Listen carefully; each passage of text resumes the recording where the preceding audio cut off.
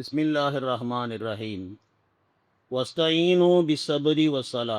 பொறுமையை கொண்டும் தொழுகையை கொண்டும் அல்லாஹ் தாலா இடத்துல உதவி கேளுங்கள். ஒ இன்னஹா, நிச்சயமாக இது. நிச்சயமாக இது என்றால் எது? சில உலமா பெருமக்கள் சொல்லுகிறார்கள் தொழுகை அப்படின்னு சொல்கிறாங்க. இது ஒரு சில உலமாக்கள் சொல்லக்கூடிய கருத்து.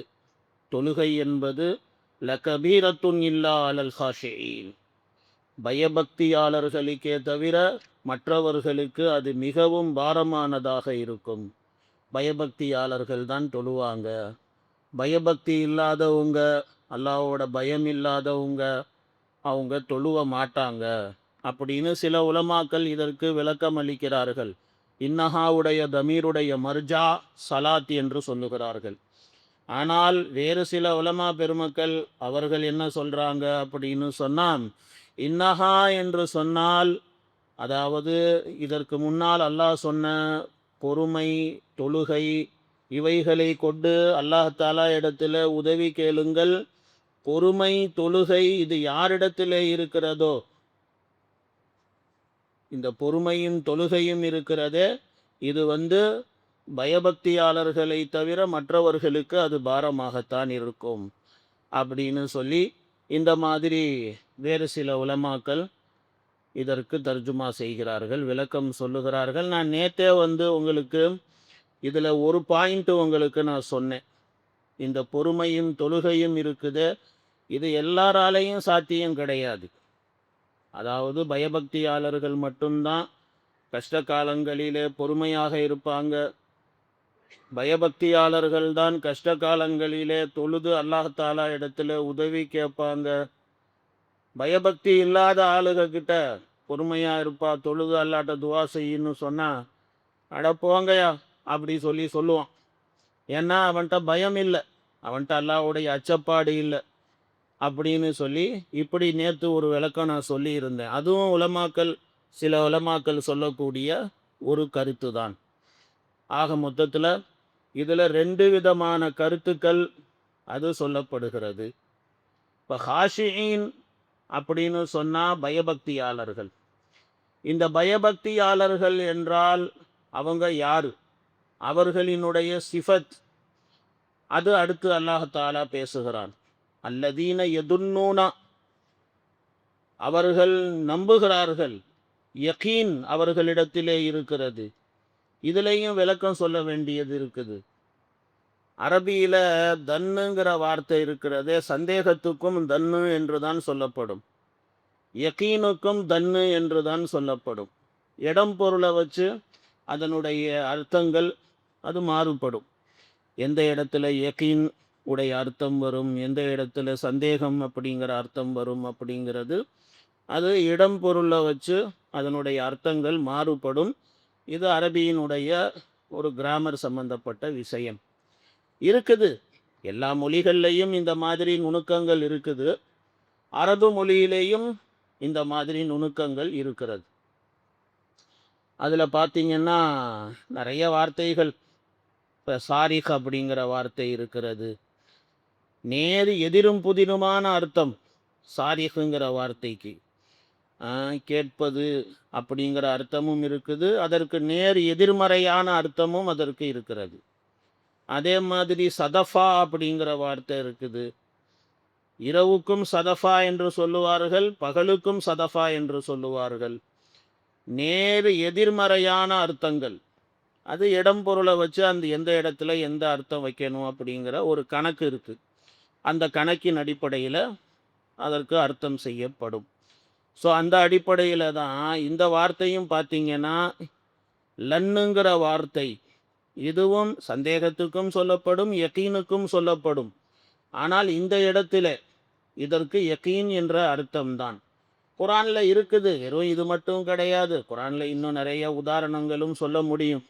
குரானில் ஒரு ஆயத்தில் அல்லாஹ் ரபுல் ஆலமீன் பேசும்போது, வரால் முஜ்ரிமூன் அன்னார், குற்றவாளிகள் இருக்கிறார்களே நரகத்தை பார்ப்பார்கள், பார்த்த உடனேயே ஃபதன்னு அன்னஹும் வாக்கி ஊஹா, அவர்களுக்கு யகீனாகிவிடும், அவர்கள் இதில் தூக்கி எறியப்பட போகிறார்கள் அப்படிங்கிறது அவர்களுக்கு யக்கீனாகிவிடும் அப்படின்னு சொல்லிட்டு இப்படி குரானில ஒரு ஆயத்.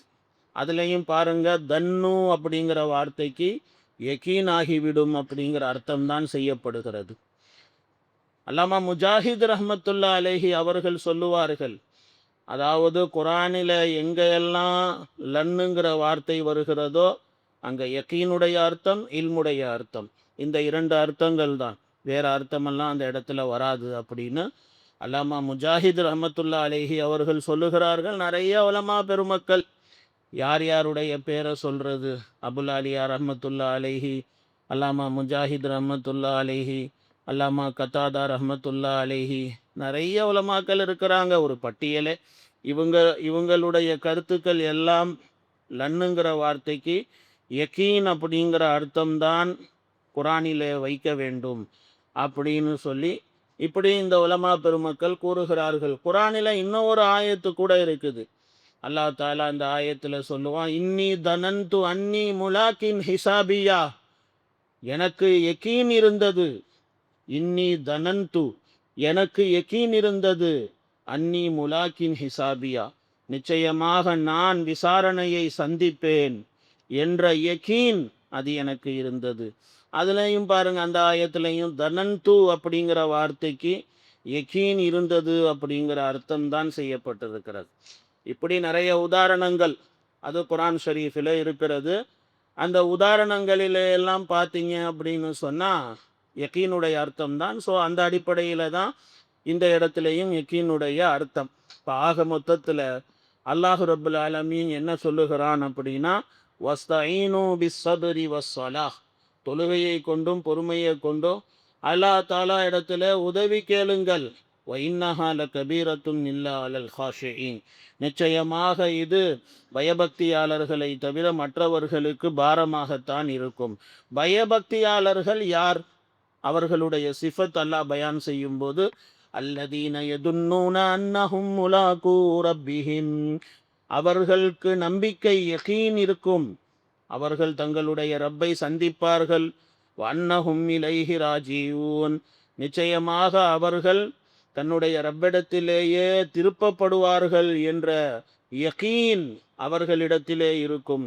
ரப்பை சந்திக்க வேண்டும், நம்ம செஞ்ச ஒவ்வொரு காரியத்துக்கும் அல்லாஹ் தாலா இடத்திலே நாம் பதில் சொல்ல வேண்டும். அல்லாஹ் கிட்ட விசாரணை இருக்கிறது. சும்மல துஸ்ஸலுன்ன யௌமஇஸின் அனின் நஈம், நீங்கள் விசாரிக்கப்படுவீர்கள் உங்களுக்கு கொடுக்கப்பட்ட நேமத்துகளை பற்றி. இது குரான்ல அல்லாஹ் தாலா சொல்லுகின்றான். யாரும் கேள்வி கணக்கில் இருந்து தப்பித்து விட முடியாது. அல்லாஹ் தாலா எல்லா விஷயங்களையும் மறுமையில கேள்வி கேட்பவனாக இருக்கிறான்.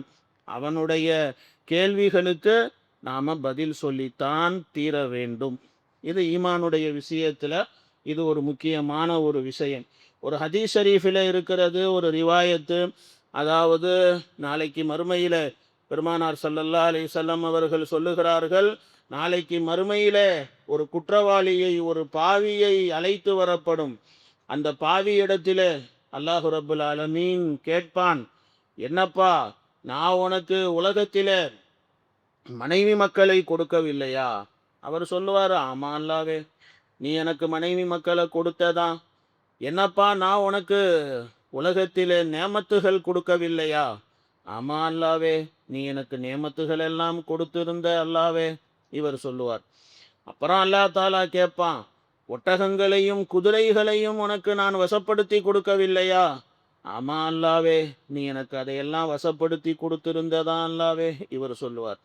அப்புறம் அல்லாஹ் தாலா கேட்பான், என்ன உனக்கு நான் துனியாவிலே ராகத்தையும் ஓய்வையும் நிம்மதியையும் சந்தோஷங்களையும் உனக்கு நான் கொடுக்கவில்லையா?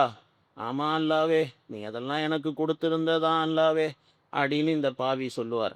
அப்புறம் அல்லாஹ் கேட்பான், என்னப்பா நான் உனக்கு பூமியில உலகத்துல நான் உனக்கு சாப்பாடு தண்ணி இதெல்லாம் நான் உனக்கு கொடுக்கலையா?